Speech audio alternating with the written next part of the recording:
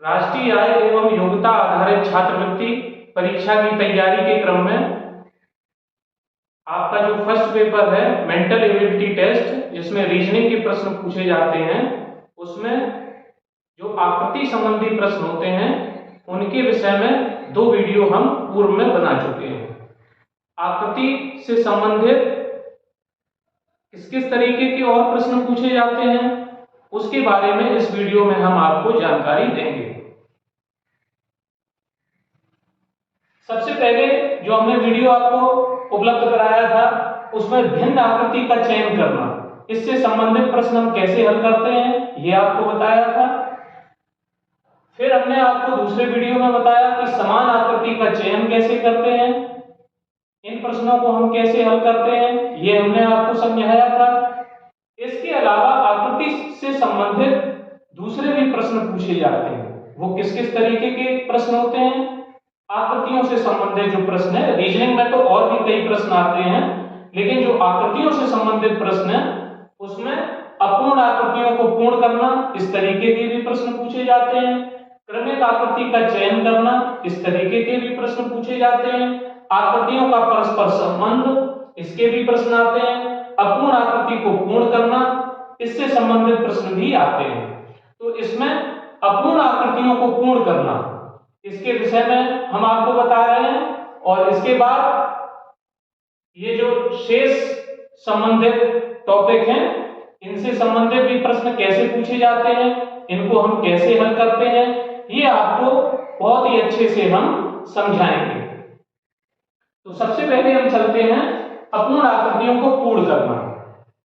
इस तरीके की जो प्रश्न होते हैं उसमें क्या होता है, एक प्रश्नाकृति आपको दे दी जाती है, उसके साथ ही साथ आपको 4 उत्तर आकृतियां दी जाती हैं, जिसमें से एक सही होता है।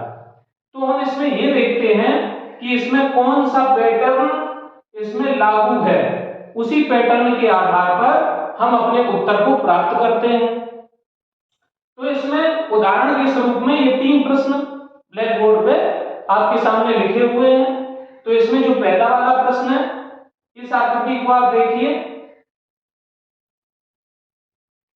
इसमें एक खाली ब्लॉक बना है। इस ब्लॉक में हमें एक आकृति भरनी है। तो एक इसमें कोई खास पैटर्न है, उस पैटर्न को हम समझने का प्रयास करते हैं। इसमें जो पैटर्न है, इस आकृति को अगर हम पलट दें तो ये वाली आकृति हो जाती है।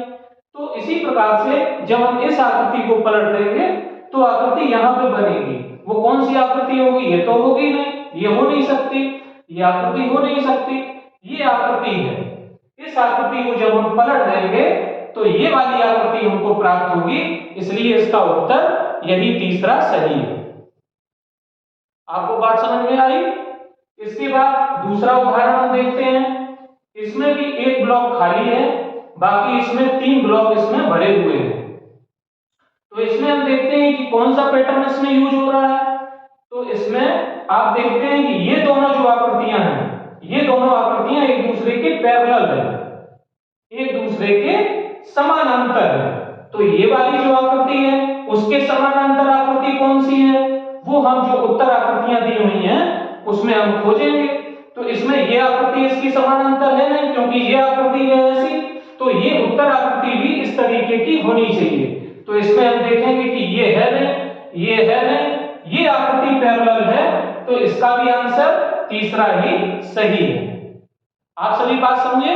हम पैटर्न को समझने का प्रयास करते हैं कि किस तरीके का उसमें पैटर्न है, उसी तरीके से उसमें अपना लॉजिक लगा के हम उत्तर को प्राप्त कर लेते हैं। इसी क्रम में ये तीसरा प्रश्न है। तो तीसरे प्रश्न में एक त्रिभुज बना है और इस त्रिभुज के अंदर एक छोटा सा त्रिभुज है जो खाली है। अब जो बड़ा वाला जो त्रिभुज है उसमें खड़ी लाइन बनी है। तो ये जो खाली आकृति बनी है उसमें किस तरीके की लाइन होगी, उसमें तिरछी तो होगी नहीं।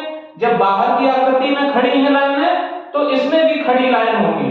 तो हम इसमें देखते हैं, इसमें तो है नहीं, इसमें पड़ी हुई लाइन है, इसमें तिरछी लाइन है, इसमें भी तिरछी लाइन है, तो खड़ी हुई लाइन किसमें है, इसमें। तो इसलिए इसी लॉजिक के कारण हमारा कौन सा उत्तर सही है, ये उत्तर तीसरे नंबर का उत्तर इसमें सही है। तो इस तरीके से हम खुल के ये विचार करते हैं कि इसमें कौन सा पैटर्न यूज हुआ है, उसी के आधार पर हम अपने उत्तर को प्राप्त कर लेते हैं।